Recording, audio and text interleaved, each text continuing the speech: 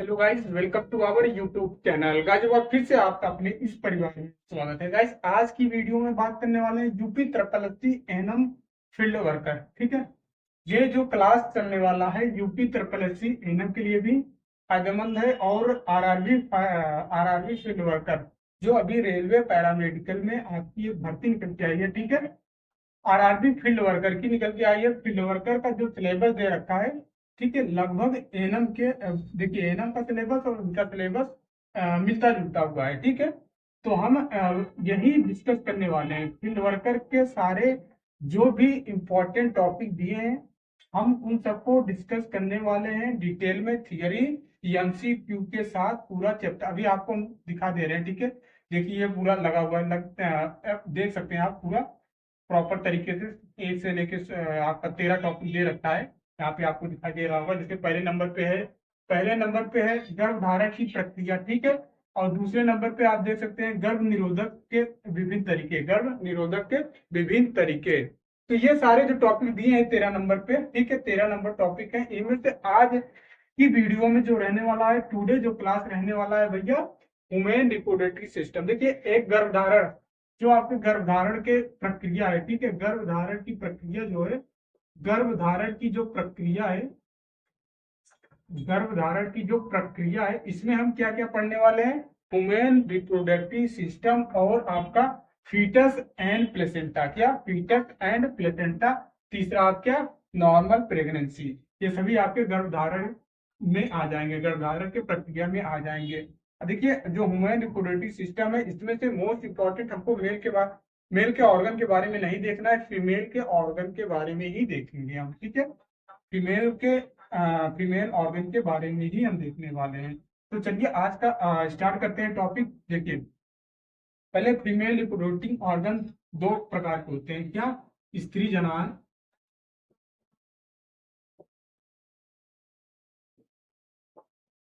स्त्री जननांग अंग। ठीक है, इसको दो कैटेगरी में बांट देते हैं। ठीक है, दो कैटेगरी में बांट देते हैं। ठीक है, एक कैटेगरी क्या हो जाती है इसकी, बाह। ठीक है, एक कैटेगरी इसकी हो जाएगी बाह, दूसरी हो जाएगी आंतरिक। दूसरी क्या हो जाएगी, आंतरिक।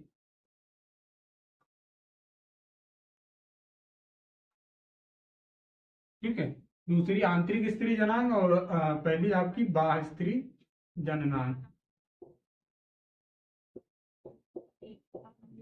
तो आज की हम टॉपिक में पहले बाह्य स्त्री जननांग जननांग अंग देख लेते हैं। ठीक है, बाह्य स्त्री जननांग अंग देख लेते हैं। ठीक है, फिर उसके बाद आंतरिक स्त्री जननांग अंग देख लेते हैं। ठीक है, उसके बाद देखिए हम थियरी को देखने के बाद एमसीक्यू भी लगाने वाले हैं। तो भाई देखिए बाह्य स्त्री जनांग, ठीक है, बाह्य स्त्री जनांग का एक स्ट्रक्चर है। ठीक है, अभी ये हाथ से बनाए, काफी अच्छा फिगर तो नहीं बना होगा, लेकिन साइड में आपको दिखाई दे रहा होगा। ठीक है, लगा दिए हैं, वहां से आप देख सकते हैं। तो यहाँ पे हम समझ लेते हैं, उसके बाद डिटेल में इसकी थियरी हम बताने वाले हैं। ठीक है, पहले एक बार ऐसे आप ऊपर से समझ लीजिए कि चीजें क्या है। यहाँ पे आपको दिखाई दे रहा होगा मोन्स प्यूबिस। ठीक है, अब मोन्स प्यूबिस कहाँ पे, इसका क्या देखिए, मोन्स मोन्स प्यूबिस में देखिए फैट की मात्रा यहाँ पे ज्यादा रहती है। पिबूटी के समय यहाँ पे फैट की अधिकता ज्यादा दिखाई देती है, और यहाँ पे पिबूटी के समय बाल भी यहाँ पे आपको दिखाई देने लगते हैं मोन्स प्यूबिस की। और ये मोन्स प्यूबिस जो होता है, मोन्स प्यूबिस प्यूबिस बोन के ऊपर ही ये चीज रहता है। क्या, प्यूबिस बोन के ऊपर ये मोन्स प्यूबिस रहता है। ठीक है, और आपको यहाँ पे उसके बाद यहाँ पे दिखाई दे रहा होगा ये वाला चीज। ठीक है, ये वाला चीज, ये आपका हो गया क्या, लीविया मेजोरा। ठीक है, क्या है ये, लीविया मेजोरा, ये वाला चीज। और जस्ट इसके बाद ये वाला चीज आपको लीविया मेनोरा होता है। अब लीविया मेनोरा क्या होता है, देखिए लीविया मेजोरा जो होता है, ये इसकी छोटी परत होती है, ज्यादा बड़ी परत नहीं होती, लेकिन इसकी ये लीविया मेनोरा की परत ज्यादा बड़ी रहती है। ठीक है, देखिए यहाँ पे आपको हाइमन दिखाई दे रहा होगा। हाइमन क्या है, हाइमन जो है यौन छिद्र को, ये यौन छिद्र को आंशिक रूप से ढकती है। ठीक है, हाइमन जो है यौन छिद्र को आंशिक रूप से ढकती है। उसके बाद आपको ये एनस है ही। ठीक है, अब देखिए यहाँ पे क्लिटोरिस, क्लिटोरिस का क्या रहता है, ये देखिए यौन उत्तेजना को, ठीक है, ये क्लिटोरिस जो होता है यौन उत्तेजना के लिए माना जाता है। ठीक है, जो आपका ये क्लिटोरिस दिखाई दे रहा है, ये यौन उत्तेजना के लिए माना जाता है। और भी जैसे कि बहुत ही ये संवेदनशील चीज होती है। ठीक है, ये बहुत ही संवेदनशील अंग है। ठीक है, उसके बाद और यहाँ पे कुछ आपको बताना है नहीं, बाकी हम थियरी में देख लेते हैं। और वहां पे भी आपको साइड में दिखाई दे रहा है सब कुछ अच्छे से विजुअल तरीके से, वहां पे आप देख भी सकते हैं। ठीक है,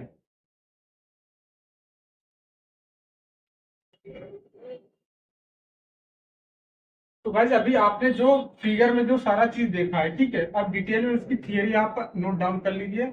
थियरी लगा दिए हैं, आपको दिखाई दे रहा होगा थियरी, आप नोट डाउन कर लीजिए, पूरा थियरी नोट्स बना दीजिए बकायदा।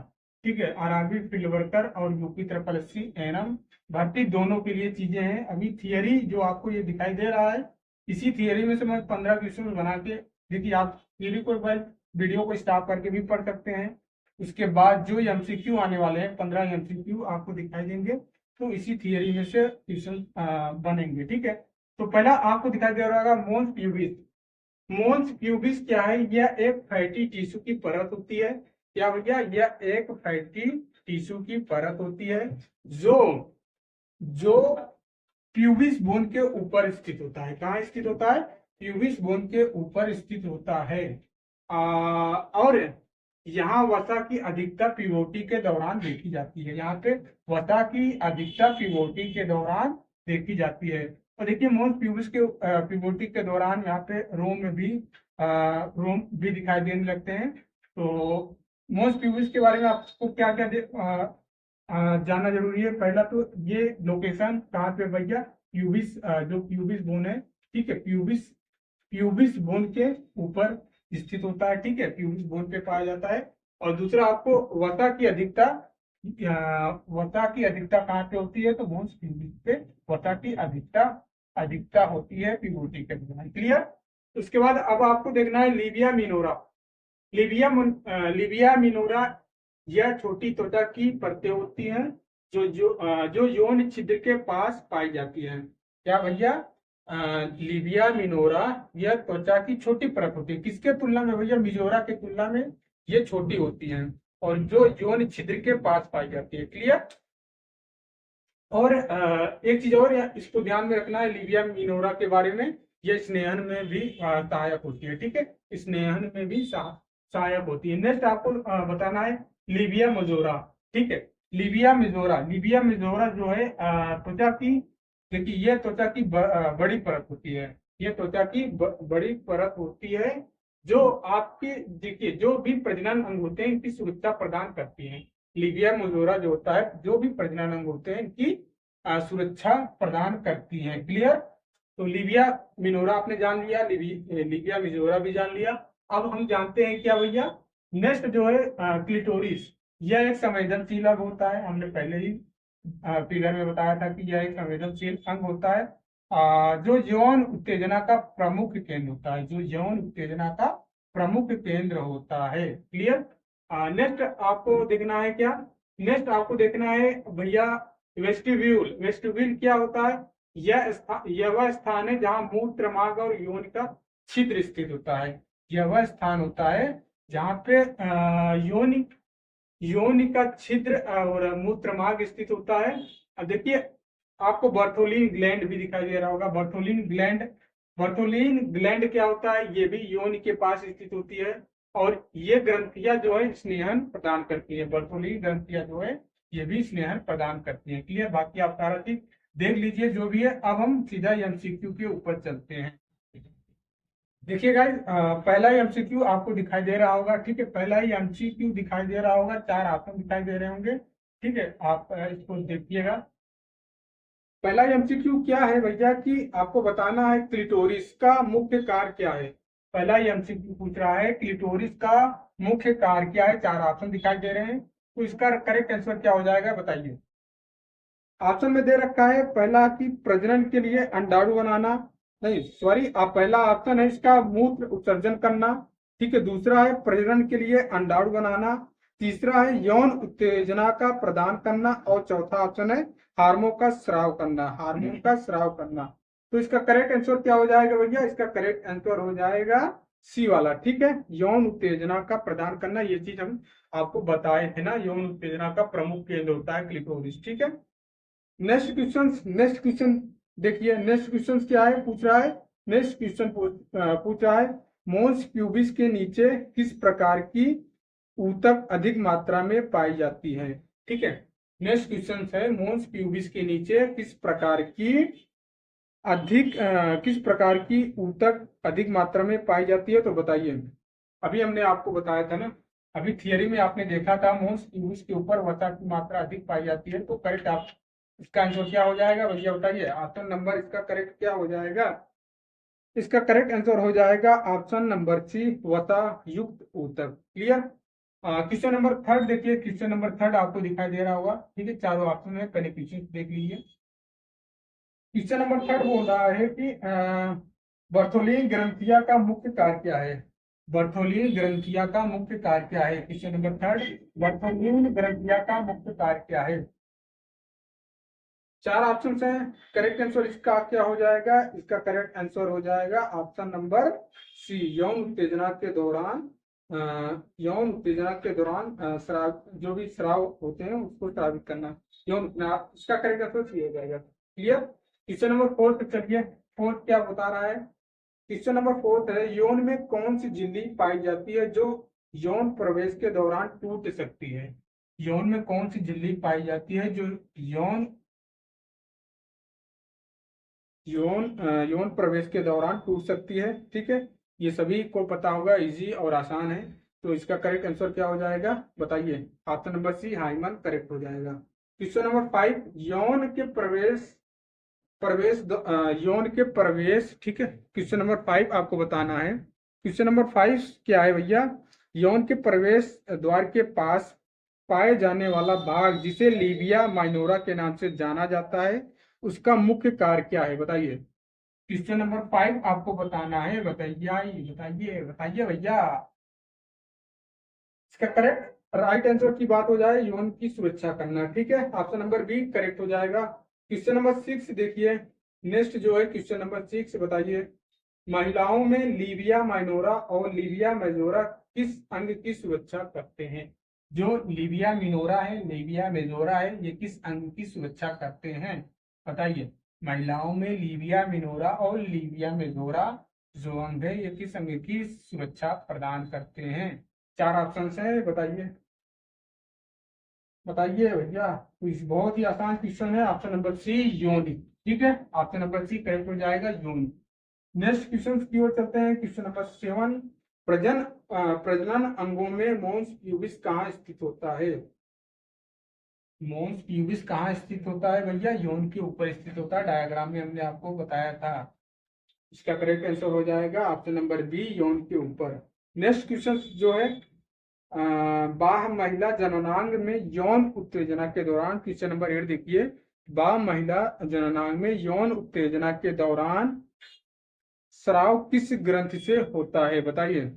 बर्थोलिन ग्रंथि, बहुत ही आसान है, अभी बर्थोलिन ग्रंथ के बारे में हमने बताया था, तो इसका करेक्ट आंसर भी हो जाएगा। देखिए मैं हट जा रहा हूँ ताकि क्वेश्चन आपको अच्छे से दिखाई दे रहा हो।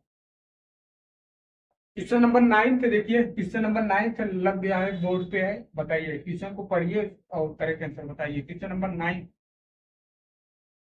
क्वेश्चन नंबर 9 पूछ रहा है, स्त्री प्रजनन अंगों में कौन सा अंग महिला उत्तेजना का मुख्य केंद्र होता है। क्लिटोरिस, अभी हमने आपको बताया, तो इसका करेक्ट आंसर क्या हो जाएगा, option number C, clitoris. Question number 10 देखिए, फैलोपियन ट्यूब का कार्य क्या है। फैलोपियन ट्यूब का कार्य क्या है, फैलोपियन ट्यूब का कार्य क्या है बताइए। क्वेश्चन नंबर 10 का करेक्ट आंसर हो जाएगा अंडाणु को निषेचित करना, ऑप्शन नंबर बी, अंडाणु को निषेचित करना और गर्भाशय तक पहुंचाना। फैलोपियन ट्यूब का कार्य तो पता ही होगा, क्लास 9th से ही आप पढ़ते आ रहे होंगे भैया।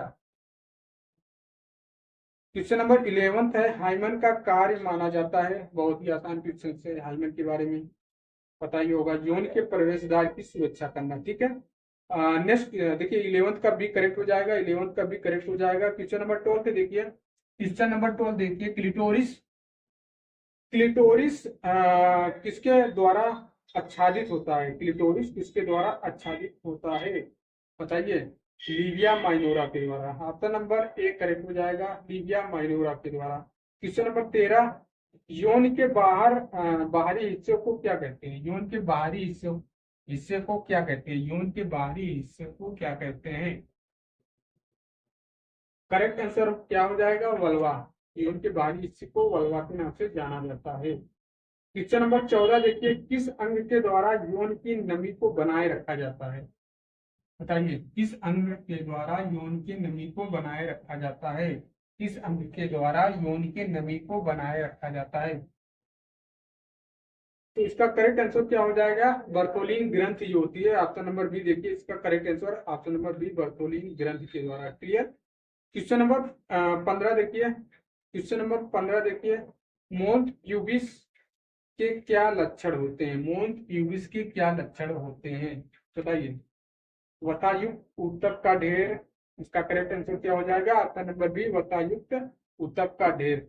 तो गाइज आपने देखा, जो हमने थियरी अभी आपको बताया था, थियरी से 15 क्वेश्चन बना दिए और आसानी से आप बना लिए होंगे भैया। अगर थियरी आपने पढ़ा होगा, अच्छे से समझा होगा, तो क्वेश्चंस को आंसर देने में कोई किसी प्रकार की दिक्कतें नहीं हुई होगी। इसी प्रकार आगे हम फिर से थियरी बताते हैं, उसके बाद फिर से आपको एमसीक्यू 15 देते हैं। फिर थियरी, फिर एमसीक्यू, फिर थियरी। इससे क्या होगा? आप बोर भी नहीं होंगे और आपको पढ़ने में मजा भी आएगा। ठीक है। तो गाइस देखिए, जो नेक्स्ट अपना है topic, internal female reproductive organ. ठीक है, हमने एक्सटर्नल के बारे में देख लिया, अब इंटरनल के बारे में देखना है। ठीक है, तो एक फिगर आपके सामने दिखाई दे रहा होगा, ज्यादा अच्छा नहीं है, फिर भी आपको साइड में एक और फिगर दिख रहा होगा। ठीक है, साइड में आपको एक फिगर और दिख रहा होगा, तो उसमें आपको अच्छा क्लियर दिख रहा होगा, लेकिन इस फिगर को समझाने के लिए हम बनाए। तो देखिए, ये पूरा स्ट्रक्चर है। यहाँ पे सबसे पहले आपका देखिए, ये वजाइना दिख रहा है। ठीक है, वजाइना पहले आप देख लीजिए कौन से अंग कहाँ पे रहते हैं, उसके बाद थियरी हम डिटेल में देखने वाले हैं, कि थियरी में सारा चीज देख लेंगे। ठीक है, उसके बारे में। और ये क्लेविक्स है, और ये आपका यूट्रस है। ठीक है, और यहाँ पे ओवरी है, ये ओवरी है। क्या होता है गाइस, देखिए ओवरी से जब ये ओवरी से अंडा निकल के आता है, एग निकल के आता है। ठीक है, जब ये फलेवियन ट्यूब आपको ये दिखाई दे रहा है, इसको फलेवियन ट्यूब बोलते हैं। ठीक है, ये फलेवियन ट्यूब है आपका, ये फलेवियन ट्यूब है। तो ओवरी से अंडा जब एग निकल के आता है, यहाँ पे मेल, जो मेल होता है, ये अपना स्पर्म यहाँ पे डिपॉजिट करता है। ये स्पर्म जाके यहाँ पे आके इससे, देखिए निषेच यहाँ से स्पर्म आता है। ठीक है, यहाँ से आके ओवरी में जाके, ठीक है, ओवरी में जाके यहाँ पे एक ही स्पर्म जा पाता है। आप सभी लोगों को अच्छे से पता होगा कि लाखों में स्पर्म रहते हैं। देखिए स्पर्म क्या रहता है, मेल का स्पर्म क्या रहता है, मेल का स्पर्म क्या रहता है? ठीक है, मेल का स्पर्म क्या रहता है? 1000 एग। ठीक है, ये एग में केवल एक ही स्पर्म जा पाता है। तो ये इतने सारे लाखों में ये स्पर्म रहते हैं, तो आधे से ज्यादा बकलोल रहते हैं। ठीक है, ये जब मेल यहाँ पे डिपॉजिट करता है अपना स्पर्म, तो ये इतने ज्यादा बकलोल रहते हैं, कुछ तो इधर भाग जाते, इधर जाने के बजाय इधर भाग जाएंगे, इधर भाग जाएंगे, यहाँ भाग जाएंगे।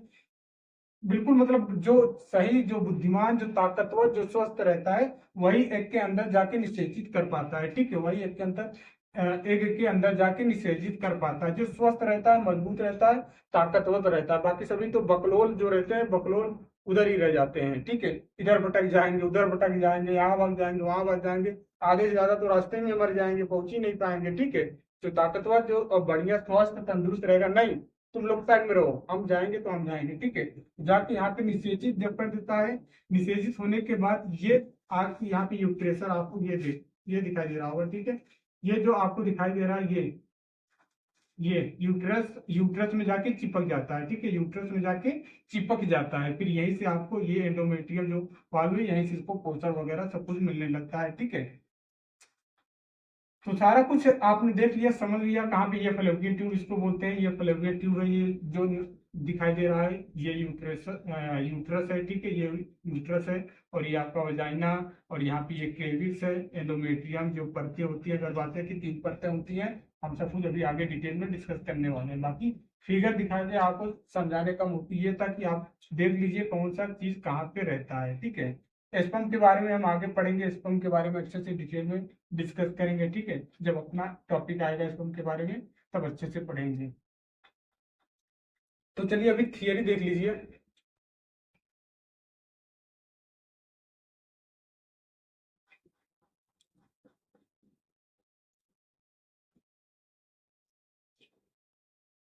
तो भाई देखिए अभी थियरी आपके सामने दिखाई दे रही है। पहली थियरी हम पढ़ने वाले हैं, देखिए यौन के बारे में समझ लीजिए कि यौन क्या होता है सर, ठीक है।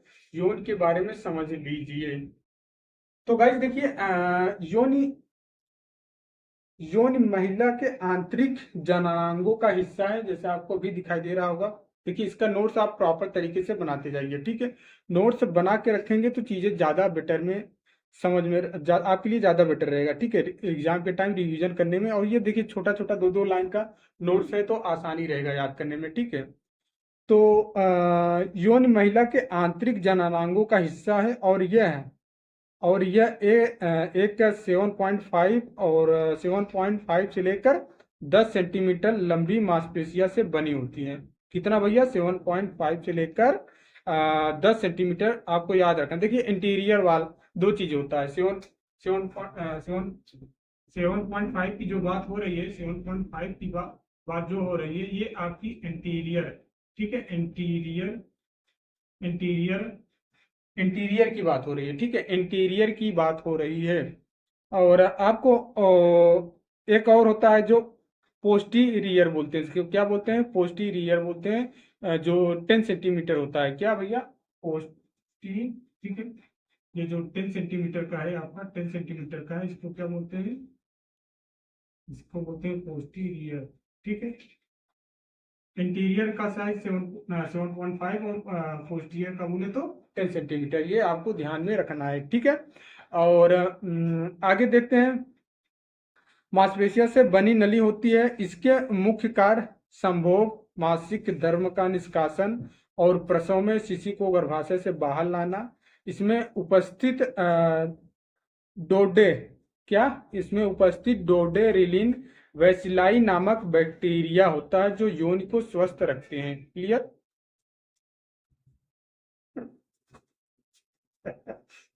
नहीं। तो अब देखिए यूट्रस के बारे में आपने ये सब कुछ पढ़ लिया यौन के बारे में, ठीक है।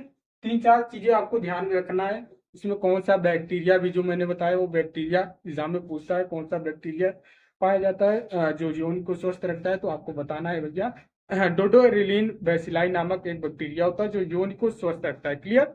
और आपको ये भी बताने थे कि एक लैक्टिक एसिड, देखिए इसका जो लिक्विड रहता है थोड़ा अम्लीय रहता है, ठीक है। बाकी साइज का बता ही दिया मैंने कि 7.5 से लेकर 10 सेंटीमीटर होता है। नेक्स्ट गर्भाशय यूट्रस के बारे में देख लीजिए। गर्भाशय के बारे में क्या है भैया? गर्भाशय में एक नाशपाती के आकार का अंग है। गर्भाशय एक नाशपाती के आकार का अंग है जिसका मुख्य कार्य शिशु का गर्भ से निकासन करना। यह लगभग, इसकी साइज आपको ध्यान रखना है, यह लगभग 7.5 इंटू 5 इंटू 25। कितना भैया? याद कैसे होगा? ठीक है, याद कैसे होगा? देखिए इसका जो साइज है 7.5 इंटू 5 इंटू 2.5। देखिए याद कैसे करेंगे? याद आपको ऐसे ही करना है। ये इसका डबल कितना होता है? 5, और इसमें 5 में ये जोड़ दीजिए 2.5 तो 7.5 हो गया। तो ये आपको याद हो जाएगा आसानी से, ठीक है। अभी आपके ऑब्जेक्टिव क्वेश्चन जो हम कराएंगे ये इसी में से 15 क्वेश्चन आपको करवाएंगे, ठीक है। तो आपको बताना होगा, ठीक है। तो ये साइज आपको इम्पोर्टेंट है, ये आपको ध्यान में रखना होगा भैया, यूट्रस का साइज। नेक्स्ट नेक्स्ट देखते हैं यूट्रस के बारे में। का आकार होता है, इसमें 3 हिस्से होते हैं। इसमें 3 हिस्से होते हैं, यूट्रस में 3 हिस्से होते हैं। पहला क्या है भैया? एस्थमस है, दूसरा फंडस है, ठीक है, और तीसरा आपका क्रेविक्स जिसे गर्भाशय ग्रीवा बोलते हैं, ठीक है। ये 3 हिस्से होते हैं इसके, ठीक है। अब नेक्स्ट जो है, नेक्स्ट हम देखते हैं गर्भाशय की परतें। गर्भाशय की परतें के बारे में देखते हैं। गर्भाशय की परत कितनी होती है, इंपॉर्टेंट है। गर्भाशय की 3 लेयर होती हैं, सभी को पता है। क्या कौन कौन सी? एंडोमेट्रियम हो गया एक, दूसरा क्या हो गया, मायोमेट्रियम, और तीसरा पेरीमेट्रियम। 3 परतें होती हैं। अब एंडोमेट्रियम का कार्य क्या होता है, एंडोमेट्रियम का कार्य क्या होता है, 3 परतें होती हैं, एंडोमेट्रियम, मायोमेट्रियम, पेरीमेट्रियम। एंडोमेट्रियम का कार्य देखिए, परतें याद रहेगी, नहीं भूलेंगे, ठीक है। एंडोमेट्रियम, मायोमेट्रियम, पेरीमेट्रियम, ठीक है। 3 परतें होती है, कौन कौन सी, फिर से देख लीजिए, एंडोमेट्रियम, मायोमेट्रियम, पेरीमेट्रियम। कभी नहीं भूलेंगे, याद रहेगा, बिल्कुल याद रहेगा, ठीक है। एंडोमेट्रियम का कार्य क्या रहता है, ये चीज देख लीजिए, एंडोमेट्रियम का कार्य क्या रहता है। यह गर्भाशय की सबसे अंदरूनी परत होती है। एंडोमेट्रियम या गर्भाशय की सबसे, नाम से ही पता चल रहा है, एंडो, अंदर वाली, ठीक है। एंडो, एंडोमेट्रियम अंदर वाली, एंडोमेट्रियम अंदर वाली परत, ठीक है, नाम से ही याद हो रहा है। एंडोमेट्रियम जो होता है यह गर्भाशय की अंदरूनी परत होती है, जहां भ्रूण का अवरोपण होता है, जहां भ्रूण का इम्प्लांट, जहां भ्रूण एम्ब्रियो जो है वो इम्प्लेट करता है, जहां एम्ब्रियो इम्प्लेट करता है, कहाँ करता है भैया, एंडोमेट्रियम में करता है, ठीक है। और नेक्स्ट है मासिक, मासिक धर्म के दौरान इसका नवीनीकरण होता है। मासिक धर्म, जब अगला मासिक धर्म साइकिल स्टार्ट होता है तो इसका नवीनीकरण होता है, लगभग 6, देखिए, छठे से लेकर 15वें दिन तक ये स्टार्ट हो जाता है। मासिक धर्म के छठे से लेकर पानी तक तो जो भी रहता है साइकिल ही चलता है, पानी तक ब्लीडिंग होता है, इस पर छठे दिन से ये इस पे चीजें काम, ये मजबूत होना शुरू हो जाती है, ठीक है। ये छठे दिन से मजबूत होना शुरू हो जाती है, जो 15 दिन तक बिल्कुल मजबूत हो जाता है। नहीं ताकि इसमें जो एम्ब्रियो आ रहा है, ठीक है, जो भ्रूण आ रहा है उसको अच्छे से पोषक दे पाए, ठीक है। मजबूत होना मतलब मोटी होना शुरू हो जाती है एंडोमेट्रियम, छठे से लेकर 15वें दिन तक। नेक्स्ट बात करने वाले हैं मायोमेट्रियम परत। मायोमेट्रियम परत क्या है, यह मांसपेशियों की परत होती है जो गर्भाशय को लचीलापन और ताकत प्रदान करती है, ठीक है। क्या करती है भैया, गर्भाशय को लचीलापन और ताकत प्रदान करती है। यह प्रसव के समय गर्भाशय को सिकुड़न में सहायता करती है। मायोमेट्रियम जो होता है, जब प्रसव होता है, डिलीवरी के टाइम जो होता है, तो उसमें थोड़ा लचीलापन लाता है, सिकुड़न पैदा करती है, ताकि आसानी से बेबी आ सके बाहर, ठीक है। नेक्स्ट पेरीमेट्रियम, पेरीमेट्रियम के बारे में देखते हैं। पेरीमेट्रियम क्या है, यह गर्भाशय की सबसे बाहरी परत होती है। पेरीमेट्रियम गर्भाशय की, नाम से ही पता चल रहा है, पेरीमेट्रियम, पेरीमेट्रियम, पेरीमेट्रियम मतलब गर्भाशय की बाहरी परत वाली की बात हो रही है। पेरीमेट्रियम, पेरीमेट्रियम या गर्भाशय की सबसे बाहरी परत होती है, जो गर्भाशय को पेट के अन्य अंगों से अलग करती है, पेट के अन्य अंगों से अलग करती है। क्लियर, तो थियरी सारा सब कुछ आपने समझ लिया अच्छे से, क्लियर। आप इसका नोट्स बना लीजिएगा पूरा थियरी का। अब हम एमसीक्यू के ऊपर आते हैं, अब हम एमसीक्यू के ऊपर आते हैं भैया, अब हम एमसीक्यू के ऊपर आ जाते हैं, किस पे आ जाते हैं, एमसीक्यू के ऊपर आ जाते हैं। जो थियरी अभी बताया इसमें से 15 एमसीक्यू कर लेते हैं फटाफट, ठीक है। पहला ये पहला एमसीक्यू आपके सामने अब दिखाई दे रहा होगा। पहला एमसीक्यू क्या है भैया, पहला क्वेश्चन है एंडोमेट्रियम एंड, देखिए यौन की लंबाई पूछा है। पहला एमसीक्यू है, यौन की लंबाई कितनी होती है, बताइए यौन की लंबाई कितनी होती है। 4 ऑप्शन है, आप बताइए आंसर कौन सा होगा। फटाफट वीडियो को पॉज करके आंसर बता सकते हैं। हमने आपको बता रखा था यौन की लंबाई 7.5 से लेकर 10 सेंटीमीटर हो जाएगा। तो पहले का करेक्ट आंसर क्या हो जाएगा, पहले का करेक्ट आंसर सी हो जाएगा, पहले का करेक्ट आंसर सी हो जाएगा, ठीक है। सी करेक्ट हो जाएगा, पहले का सी करेक्ट हो जाएगा। नेक्स्ट क्वेश्चन देख लेते हैं। नेक्स्ट क्वेश्चन क्या है भैया, नेक्स्ट क्वेश्चन है गर्भाशय का मुख्य कार्य क्या है। ऑप्शन दे रखे हैं, ऑप्शन ए है अंडाणु बनाना, बी है संभोग में मदद करना, सी है भ्रूण को स्थान देना और विकास करना, और डी है मासिक धर्म का निष्कासन करना। बताइए गर्भाशय का मुख्य कार्य क्या है भैया, गर्भाशय का मुख्य कार्य क्या है, बहुत ही आसान है। ऑप्शन नंबर सी करेक्ट हो जाएगा, भ्रूण को स्थान देना और विकास करना, ठीक है। Next question, question number 3, question number 3, गर्भाशय की सबसे बाहरी परत कौन सी है, गर्भाशय की सबसे बाहरी परत कौन सी है, बताइए। हमने क्या बता रखा था आपको, बहुत ही आसान क्वेश्चन है, ठीक है। इसका करेक्ट आंसर क्या हो जाएगा, गर्भाशय की सबसे बाहरी परत आपका क्या हो जाएगा, पेरीमेट्रियम। इसका correct answer option number B, third का ऑप्शन नंबर बी करेक्ट हो जाएगा। क्वेश्चन नंबर 4 देखिए, क्वेश्चन नंबर 4 देखिए, क्वेश्चन नंबर 4 देखिए, क्वेश्चन नंबर 4 क्या बोला है, एंडोमेट्रियम की परत किस कार्य के लिए जिम्मेदार होती है। एंडोमेट्रियम की परत किस कार्य के लिए जिम्मेदार होती है। तो इसका correct answer option number A हो जाएगा, भ्रूण के आरोपण के लिए। ठीक है, भ्रूण के आरोपण के लिए एंडोमेट्रियम का कार्य जो क्या है, भ्रूण के आरोपण के लिए। बहुत ही आसान क्वेश्चन है। क्वेश्चन नंबर 5 क्या है, क्वेश्चन नंबर 5 देखिए, क्वेश्चन नंबर 5 पढ़िए। मायोमेट्रियम किससे बना होता है। मायोमेट्रियम किससे बना होता है। मायोमेट्रियम किससे बना होता है बताइए भैया। मांसपेशियों की ऊतकों से, या फिर तंत्रिका कोशिकाओं से, तंत्रिका कोशिकाओं से, या फिर वसा ऊतक से, या फिर लसिका ऊतक से। अभी हमने आपको थियरी में बताया था भैया, अभी आपको हमने थियरी में बताया था मांसपेशियों के ऊतक से बनी है। इसका करेक्ट आंसर क्या हो जाएगा, ऑप्शन नंबर ए, मांसपेशियों के ऊतक से। पांचवे का ए करेक्ट हो जाएगा। क्वेश्चन नंबर 6 देखिए, नेक्स्ट क्वेश्चन नंबर 6 है, यौन में किस प्रकार की बैक्टीरिया पाया जाता है। बहुत ही इंपॉर्टेंट है, यौन में किस प्रकार की बैक्टीरिया पाया जाता है। 6 का बताइए। 6 का correct option option number C जो दिखाई दे रहा है। ठीक है, ऑप्शन नंबर सी इसका करेक्ट हो जाएगा। क्वेश्चन नंबर 7 देखिए, क्वेश्चन नंबर 7 क्या है भैया। क्वेश्चन नंबर 7 देखिए, क्वेश्चन नंबर 7 पूछ रहा है, यौन में फंडस किस अंग का हिस्सा है। क्वेश्चन नंबर 7 पूछ रहा है, फंडस किस अंग का हिस्सा है, बताइए। ऑप्शंस है इसके, ऑप्शंस देख लीजिए एक बार। ऑप्शंस है, ए गर्भाशय, बी अंडाशय, सी योनि, और डी फलोपियन ट्यूब। तो इसका करेक्ट आंसर 7 का क्या हो जाएगा। 7 का करेक्ट आंसर हो जाएगा, बताइए ऑप्शन नंबर ए गर्भाशय। फंडस गर्भाशय का हिस्सा है। क्वेश्चन नंबर 8 देखिए, क्वेश्चन नंबर 8, क्वेश्चन नंबर 8 देखिए।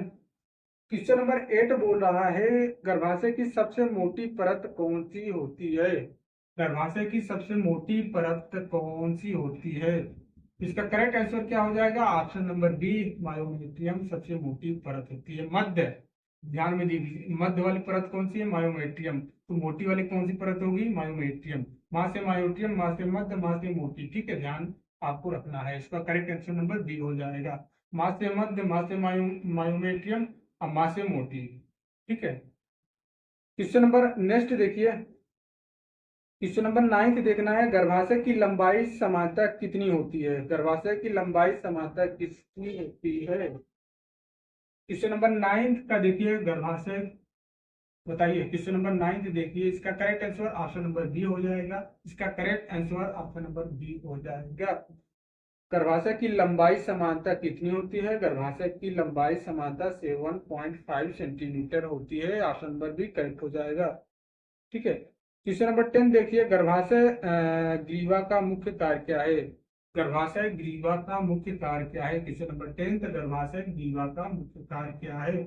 इसका करेक्ट आंसर बताइए। इसका करेक्ट आंसर हो जाएगा ऑप्शन नंबर सी, गर्भाशय को योनि से जोड़ना। गर्भाशय को योनि से जोड़ना, ऑप्शन नंबर सी।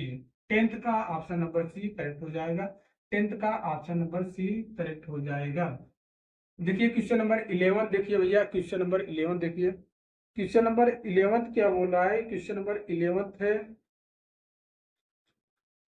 प्रसव के समय किस परत का सबसे ज्यादा उपयोग होता है। प्रसव के समय किस परत का सबसे ज्यादा उपयोग होता है। जब बेबी, देखिए बेबी बाहर आता है कोख से, मतलब डिलीवरी के टाइम कौन सी परत होती है जो सहायक देती है, जो मदद करती है डिलीवरी के टाइम। कहने का मतलब ये है, अभी मैंने आपको बताया था, अभी हमने आपको बताया था लचीलापन किसमें होता है, कौन से ज्यादा, संकुचन किसमें ज्यादा होता है, कौन से ज्यादा सिकुड़ता है, जिससे बेबी आसानी से बाहर आ सके। ये चीज मैंने आपको बताया था।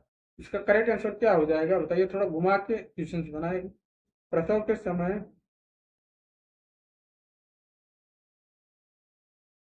बताइए, ऑप्शन नंबर बी करेक्ट हो जाएगा, मायोमेट्रियम मीट वाली जो होती है। ठीक है, 11th का ऑप्शन नंबर बी करेक्ट हो जाएगा। 12 नंबर क्वेश्चन देखिए, गर्भाशय की बाहरी परत को क्या कहते हैं। गर्भाशय की बाहरी परत को क्या कहते हैं। बहुत ही आसान है, कर ही लेंगे। चलिए हम 13 नंबर पे चलते हैं। क्वेश्चन नंबर 13, गर्भाशय का हिस्सा जहां भ्रूण का विकास होता है। बताइए, वह गर्भाशय का कौन सा हिस्सा है जहां भ्रूण का विकास होता है। 12 नंबर का करेक्ट आंसर हो जाएगा बी वाला। ठीक है, बी वाला पेरीमेट्रियम। ठीक है, पेरीमेट्रियम करेक्ट हो जाएगा। नहीं सॉरी, गर्भाशय का हिस्सा जहां भ्रूण का विकास होता है, इसका करेक्ट आंसर सी हो जाएगा, एंडोमेट्रियम। हम ऑप्शन और कुछ पढ़ने लगे थे। ठीक है, असल में ये जो क्वेश्चन आप बोर्ड पे देख रहे हैं, ये हम नहीं देख पा रहे हैं, ठीक है। जो हमारे दिमाग में याद है, जो बैठा है, वही हम डायरेक्ट बोलते जा रहे हैं, वही चीज सेट कर दिए हैं। बाकी ये हम देख नहीं पा रहे हैं, आपको दिखाई दे रहा होगा, लेकिन ये प्रश्न हमें नहीं दिखाई दे रहा है, ठीक है। गर्भाशय का हिस्सा जहाँ भ्रूण का विकास होता है, तो एंडोमेट्रियम में भ्रूण का विकास होता है। क्लियर। अब देखिए क्वेश्चन नंबर 14 क्या है, गर्भाशय और यौन के बीच का हिस्सा क्या कहलाता है, बताइए। क्वेश्चन नंबर 14 का करेक्ट आंसर क्या हो जाएगा, ऑप्शन नंबर सी, सर्विक्स। गर्भाशय और यौन के बीच का हिस्सा सर्विक्स कहलाता है। क्वेश्चन नंबर 15 देखिए, क्वेश्चन नंबर 15 क्या है, डोडेरिलीन बेसिलाई किसके लिए उपयोग होती है, बताइए। यौन की सुरक्षा के लिए, मैंने बताया था ये बैक्टीरिया है जो यौन की सुरक्षा प्रदान करता है, ठीक है। तो देखिए अभी मैंने आपको थोड़ा थ्योरी दिखाया, फिर 15 एमसीक्यू करवाया, तो यही चीज है गाइस, ऐसे पढ़ाई करने से चीजें आपको ज्यादा दिमाग में सेट हो जाती है। थोड़ा सा थ्योरी बताएं, उसके बाद एमसीक्यू भर।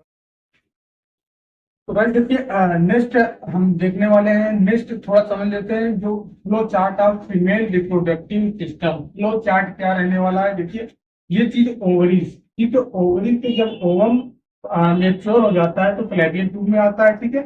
फिर जहाँ पे जिसको पेरिटोनियम कैविटी कहते हैं, यहाँ से फिर उसके बाद यूट्राइन ट्यूब में जाता है, यूट्राइन ट्यूब में जाता है, यूट्राइन ट्यूब के बाद फिर यूट्रस में पहुंचता है। यूट्रस में कब पहुंचता है, जब देखिए यूट्रस में पहुंचता है, यूट्रस में पहुंचने के बाद इम्प्लांट हियर, इम्प्लांट यहाँ पे ब्रैकेट में आपको दिखाई दे रहा होगा, implant here if fertilise, if fertilise होता है तभी यूट्रस में पहुंचता है, अदरवाइज क्या होता है, वजाइना के थ्रू ये बाहर निकल जाता है, ठीक है। वजाइना के थ्रू ये बाहर हो जाता है जब फर्टिलाइज नहीं होता है। इसके बाद इसके बाद क्या होता है, आउटसाइड, ठीक है। Outside, outside inward, outside inward.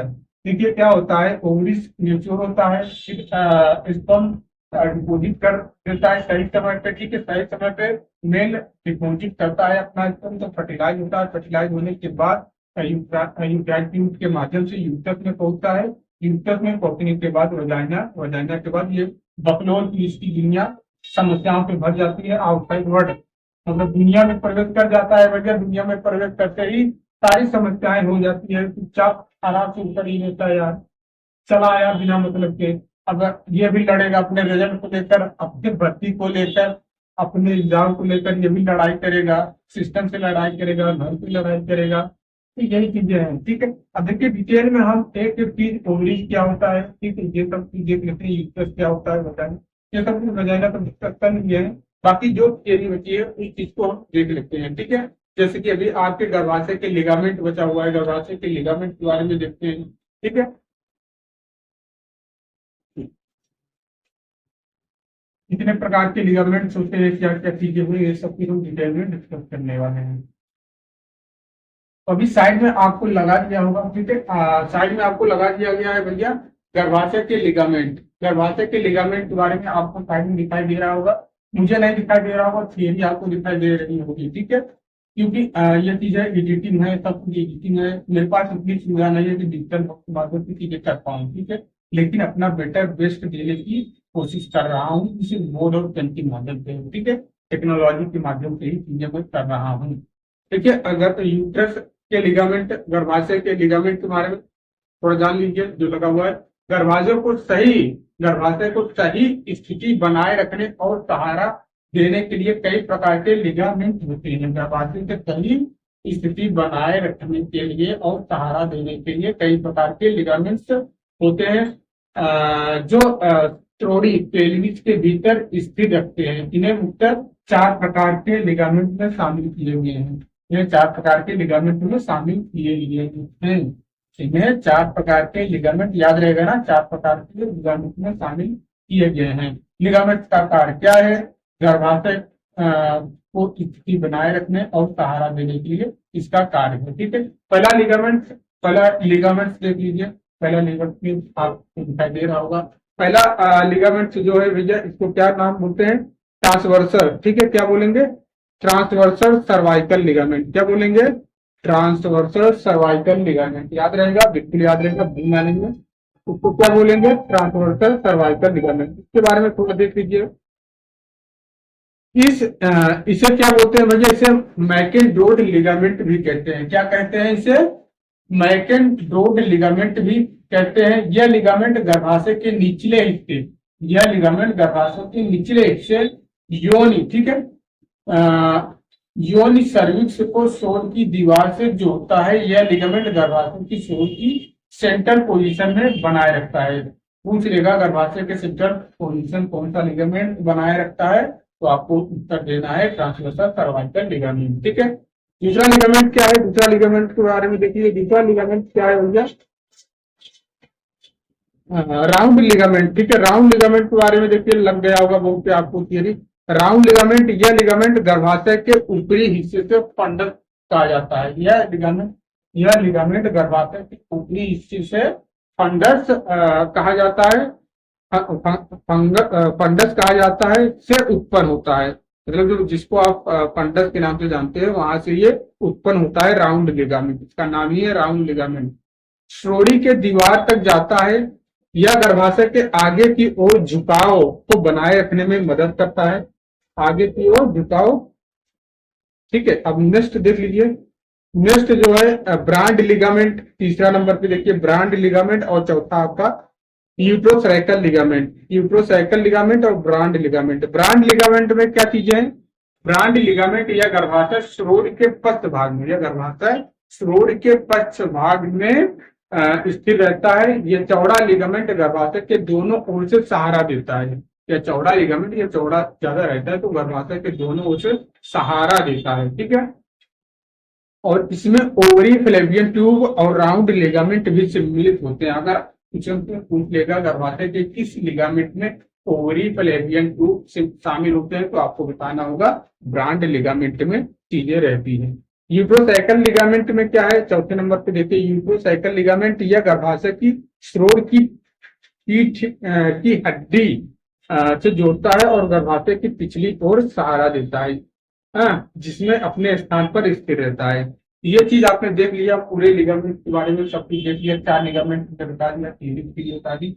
देखिए जो थ्योरी बताया जा रहा है इसी पे एमसीक्यू की, और ये अब से जो एमसीक्यू स्टार्ट हो रहे हैं, यही से आपके तगड़े वाले एमसीक्यू बनेंगे, ठीक है। कंक्लूजन जो टीसीएस का फेवरेट है, जो प्रश्न बनाता है, आपने यूपीएससी के एग्जाम में भी देखा होगा, स्टेटमेंट और कंक्लूजन क्योंकि प्रश्न बनाते हैं, तो वही प्रश्न आज आपको दिखाई देंगे। अभी आज वही प्रश्न, अब अभी तक तो आपने बहुत आसान देखा, बहुत मजा आ रहा था कि बहुत आसान है, चलिए करते जाइए, लेकिन अब से क्वेश्चन थोड़ा टफ बनने वाले हैं। फलेवियन ट्यूब के बारे में देखेंगे। फलेवियन ट्यूब क्या होता है भैया, फलेवियन ट्यूब के बारे में एक बार देख लीजिए। फलेवियन ट्यूब लग गया होगा, आपको दिखाई दे रहा होगा। फलेवियन ट्यूब देखिए, फलेवियन ट्यूब पतली नलिकाएं होती है। फलेवियन ट्यूब पतली नलिकाएं होती है, जो कि पतीले के माध्यम से आपको समझाया था। फलेवियन ट्यूब फलेवियन ट्यूब पतली नलिकाएं होती है, जो ओवरी और गर्भाशय को आपस में जोड़ती हैं। ओवरी और गर्भाशय को आपस में जोड़ती हैं। ये नलिकाएं लगभग 10 से 12 सेंटीमीटर लंबी होती है, याद रखना है। फैलोपियन जो फैलोपियन ट्यूब है, उसकी लंबाई 10 से 12 सेंटीमीटर होती है। अंडाणु को ओवरी से गर्भाशय तक पहुंचाने का कार्य करती है। फैलोपियन ट्यूब क्या करती है भैया, ओवरी से अंडाणु को ओवरी से गर्भाशय तक पहुंचाने का कार्य करती है। याद रहेगा, फैलोपियन ट्यूब का कार्य बिल्कुल याद रहेगा।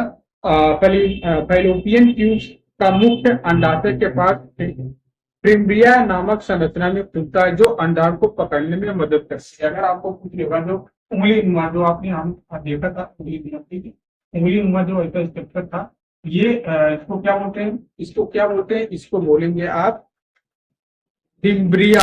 उंगली नुमा जो रहता है फिम्ब्रिया, यही चीज जो होता है, उंगली नुमा जो बना रहता है, यही पकड़ने में मदद करता है। किसको अंडाणु को पकड़ने में मदद करता है, ठीक है। नेक्स्ट देखिए, फैलोपियन ट्यूब में ही अंडाणु और शुक्राणु का निषेचन होता है। अगर पूछ लेगा कि अंडाणु और शुक्राणु का निषेचन कहाँ होता है, तो आपको बताना है फैलोपियन ट्यूब में अंडाणु और शुक्राणु का निषेचन होता है। फैलोपियन ट्यूब में अंडाणु और शुक्राणु का निषेचन होता है, याद रहेगा बिल्कुल। निषेचन कहाँ होता है, फैलोपियन ट्यूब में निषेचन होता है। क्लियर। निषेचन होता है निषेचित अंडाणु का विकास, जिसको आप जाइगोट बोलते हैं। निषेचित अंडाणु जिसको जाइगोट के नाम से जानते हैं, इसका विकास गर्भाशय में जाकर होता है। यदि अंडाणु का निषेचन नहीं होता है तो यह टूटकर गर्भाशय से मासिक धर्म के दौरान बाहर निकल जाता है। अगर मेल डिपोजिट नहीं किया अपना स्पर्म, ठीक है, निषेचन नहीं हुआ है, तो यही अंडाणु जो होता है ये टूटकर बाहर निकल जाता है मासिक धर्म के रूप में, जो 3 से 4 दिन तक होता है ना। 3 से 4 ब्लीडिंग देखिए, स्लज हो निकलता है, कचरा की निकल बाहर की जाती है। ब्लड कोई नहीं रहता है, ये नहीं है कि वो ब्लड ही रहता है, ऐसा नहीं है, स्लज ही रहता है वो अंडाणु का। नेक्स्ट हम देखेंगे अंडाशय के बारे में क्या है भैया। अंडाशय के बारे में एक बार देख लीजिए। अंडाशय के बारे में देखना है, अंडाशय आपको ऊपर लग गया होगा। अंडाशय अंडाशय स्त्री के प्रजनन अंगों का मुख्य हिस्सा है। अंडाशय स्त्री के प्रजनन अंगों का मुख्य हिस्सा है, ठीक है। जो अंडाणु का निर्माण और हार्मोन का स्राव करते हैं, जो अंडाणु का निर्माण और हार्मोन का स्राव करते हैं। स्त्री के शरीर में 2 अंडाशय होते हैं। कितने होते हैं? 2 अंडाशय होते हैं, और इनका आकार लगभग 2.5 से 3.5 सेंटीमीटर होता है। आकार आपको ध्यान रखना है, कितना होता है? 2.5 से 3.5 सेंटीमीटर होता है, बिल्कुल याद रहेगा, नहीं भूलेंगे। अंडाशय में हर महीने एक ग्रेवियन फॉलिकल बनता है, जो परिपक्व होकर अंडाणु को छोड़ता है। क्या होता है भैया? हर महीने एक ग्रेवियन फॉलिकल बनता है, जो परिपक्व होकर अंडाणु को छोड़ता है। इस प्रक्रिया को ओव्यूलेशन कहा जाता है, ठीक है, ओव्यूलेशन कहा जाता है, ओव्यूलेशन कहा जाता है। क्या कहा जाता है? ओव्यूलेशन कहा जाता है। अंडाणु को छोड़ने के बाद यह फैलोपियन ट्यूब्स के माध्यम से गर्भाशय में जाता है। कहाँ से जाता है? फैलोपियन ट्यूब्स के माध्यम से गर्भाशय में जाता है, जहाँ इसका निषेचन होता है। यदि अंडाणु का निषेचन नहीं होता है तो वो मासिक धर्म के दौरान बाहर आ जाता है। इस चीज को हमने आपको बता ही दिया है। नेक्स्ट देखिए, स्त्री के सहायक जनन अंग क्या है भैया? स्त्री के सहायक जनन अंग आपको दिखाई दे रहा होगा। स्त्री के सहायक जनांग सभी को पता होगा क्या है भैया। स्त्री के सहायक जनांग स्त्री के स्तन को सहायक जनांग माना जाता है। किसको? स्त्री के स्तन को सहायक जनांग माना जाता है, क्योंकि ये बच्चे के पोषण में महत्वपूर्ण भूमिका निभाते हैं। स्तनों का विकास पोषण के दौरान होता है, और यह मुख्यतः हार्मोनल परिवर्तन से प्रभावित होता है, ठीक है। स्तन में दूध उत्पन्न करने वाली ग्रंथियां होती हैं, जिन्हें लोब्यूलस कहा जाता है, जिनमें दूध नलिकाएं डक्ट के माध्यम से निपट तक पहुंचती हैं। स्तन के चारों ओर मांसपेशियां और वसा की परतें होती हैं, जो स्तन को आकार और सहारा प्रदान करती हैं। गर्भावस्था और शिशु के जन्म के बाद प्रोलैक्टिन हार्मोन के प्रभाव से स्तन में दूध का निर्माण होता है, जो शिशु के पोषण के लिए आवश्यक होता है। क्लियर? तो हमने देख लिया सारा कुछ। अब यही एमसीक्यू देखने वाले हैं, ठीक है। अब हम एमसीक्यू देखने वाले हैं, ठीक है। तो पहला एमसीक्यू आपके बोर्ड पे अब लगा दिया जा रहा है। पहले खुद प्रयास करिएगा, उसके बाद चीजें आगे करते हैं हम लोग, ठीक है। पहले खुद प्रयास करिएगा।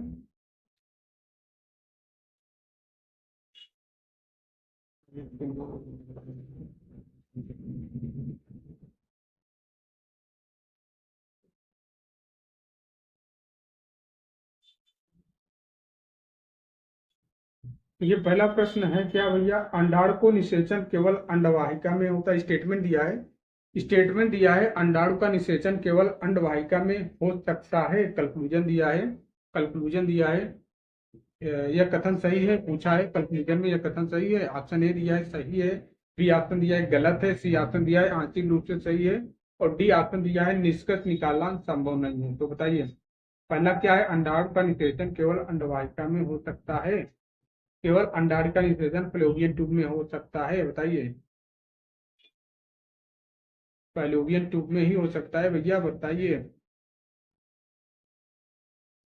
बिल्कुल, ऑप्शन नंबर ए सही हो जाएगा, यह कथन बिल्कुल सही है, ठीक है, बिल्कुल सही है भैया। फैलोपियन ट्यूब में ही होता है ना, और कहाँ करवाएंगे आप।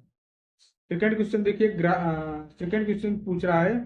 सेकंड क्वेश्चन पूछा है, ग्राफियन फॉलिकल के विकास के दौरान हाइपोथैलेमस की भूमिका होती है। अब कंक्लूजन में आपको बताना है, ग्राफियन फॉलिकल का विकास सीधे तौर पर केवल ओवरी से संबंधित होता है। किससे? ग्राफियन फॉलिकल का विकास सीधे तौर पर केवल ओवरी से संबंधित होती है। कंक्लूजन है, तो आपको बताना है कंक्लूजन और स्टेटमेंट सही है या गलत है। सही है, गलत है, आंशिक रूप से सही है, उपरोक्त में से कोई नहीं, बताइए। दूसरे का करेक्ट आंसर क्या हो जाएगा? दूसरे का करेक्ट आंसर क्या हो जाएगा? देखिए दूसरे का करेक्ट आंसर क्या हो जाएगा बताइए? गलत है भैया, बिल्कुल दूसरा वाला गलत है। क्या? दूसरा वाला बिल्कुल गलत है। इसका थोड़ा सॉल्यूशन भी हम लगा दे रहे हैं, आप समझ जाएंगे। ठीक है, सॉल्यूशन भी लगा दे रहे हैं ताकि आपको दिक्कत ना हो किसी प्रकार का। हाँ, ग्रेफियन फॉलिकल का विकास सीधे तौर पर केवल ओवरी से संबंधित है। यह चीज गलत है। क्यों गलत है? ग्रेफियन फॉलिकल का विकास, देखिए उत्तर में, ग्रेफियन फॉलिकल का विकास हाइपोथैलेमस से स्रावित हार्मोन गोनोट्रोपी सुने होंगे, रिलीज हार्मोन द्वारा नियंत्रित होता है, जो पिट्यूटरी ग्रंथि को फॉलिकल स्टिमुलेटिंग हार्मोन एफएसएच और ल्यूटिलाइजिंग हार्मोन एलएच के स्राव के लिए उत्तेजित करता है। क्लियर? स्टेटमेंट नंबर थर्ड देखिए, यदि अंडाणु का निषेचन नहीं होता है तो, और थर्ड नंबर आपको बताना है, यदि अंडाणु का निषेचन नहीं होता है तो ल्यूटिलाइजिंग हार्मोन का स्तर बढ़ जाएगा। स्टेटमेंट है। और कंक्लूजन दिया है, कंक्लूजन क्या दिया है भैया? कंक्लूजन दिया है क्या? कंक्लूजन दिया है, निषेचित अंडाणु होने की स्थिति में हार्मोन स्तर में बदलाव होता है। ये सही है कि गलत है बताइए? या फिर आप नहीं निकाल सकते हैं? चार आप ये बताइए, आप यही बता दीजिए कि सही है या गलत है। तो बिल्कुल गलत है भैया। तीसरा नंबर स्टेटमेंट का जो कंक्लूजन दिया है गलत है। क्यों? अगर निषेचन, देखिए उत्तर लगा दिए हैं, अगर निषेचन नहीं होता है तो ल्यूटिलाइजिंग हार्मोन का स्तर कम हो जाता है और मासिक धर्म चक्र के दौरान प्रोजेस्टेरॉन हार्मोन एस्ट्रोजन का स्तर भी घट जाता है। क्लियर? तो ऐसे ही प्रश्न टीसीएस बनाता है भैया, ये टीसीएस का फेवरेट है। देखिए टीसीएस का जितना एग्जाम हम दिए हैं भैया उतना ज्यादा एक्सपीरियंस हमको है कि करवाएंगे। देखिए क्वेश्चन नंबर फोर्थ, देखिए स्टेटमेंट दिया है, फिम्ब्रिया का कार्य अंडाणु को ओवरी से बाहर निकालना होता है। कंक्लूजन क्या है? यह कथन गलत है क्योंकि फिम्ब्रिया और अंडाणु को पकड़ने का कार्य कार्य करता है। क्या करता है बताइए? स्टेटमेंट, फिम्ब्रिया का कार्य अंडाणु को ओवरी से बाहर निकालने का होता है। अभी हमने आपको बताया उंगली के अनुसार उसकी, ये देखिए उंगली के अनुसार उसकी संरचना होती है जो अंडाणु को पकड़ता है। ठीक है, अंडाणु को पकड़ता है और क्या करता है बताइए? कंक्लूजन बताना है, कंक्लूजन सही है या गलत है। यह कथन गलत है क्योंकि स्टेटमेंट दे रखा है फिम्ब्रिया का कार्य अंडाणु को ओवरी से बाहर निकालना होता है, और कंक्लूजन में क्या बोला है कि यह कथन गलत है क्योंकि फिम्ब्रिया अंडाणु को पकड़ने का कार्य करता है। बिल्कुल सही बोल रहा है ना यार? कंक्लूजन देखिए बिल्कुल सही बोल रहा है। फिम्ब्रिया जो है अंडाणु को पकड़ता है, ना कि बाहर निकालता है, पकड़ता है, उसको सहारा प्रदान करता है। ठीक है, इसलिए आपका उत्तर ए सही हो जाएगा। ये कथन सही है। ठीक है, क्यों सही है? फिम्ब्रिया ओवरी के पास अंडाणु को पकड़ती है और इसके फैलोपियन ट्यूब की ओर ले जाती है, जिसका कार्य अंडाणु को निकालना नहीं बल्कि पकड़ना होता है। क्लियर? क्वेश्चन नंबर 5 देखिए, क्वेश्चन नंबर 5 देखिए, स्टेटमेंट दे रखा है, स्त्री के स्तन का विकास केवल प्रोजेस्टेरॉन के कारण होता है। स्त्री, बताइए, स्त्री के स्तन का विकास केवल प्रोजेस्टेरॉन के कारण ही होता है। स्टेटमेंट दिए रखा है, कंक्लूजन दिया है, स्तन का विकास एकाधिक हार्मोन जैसे एस्ट्रोजन, प्रोलैक्टिन आदि के समन्वय से होता है। बताइए ये गलत है कि सही है? जो कंक्लूजन दिए हैं ये सही है कि गलत है? बताइए। गलत है भैया, गलत है। स्तन का विकास मुख्य रूप से एस्ट्रोजन, प्रोजेस्टेरॉन और प्रोलैक्टिन, कौन कौन से? एस्ट्रोजन, प्रोजेस्टेरॉन और प्रोलैक्टिन समन्वित प्रभाव से होता है। ठीक है, क्लियर?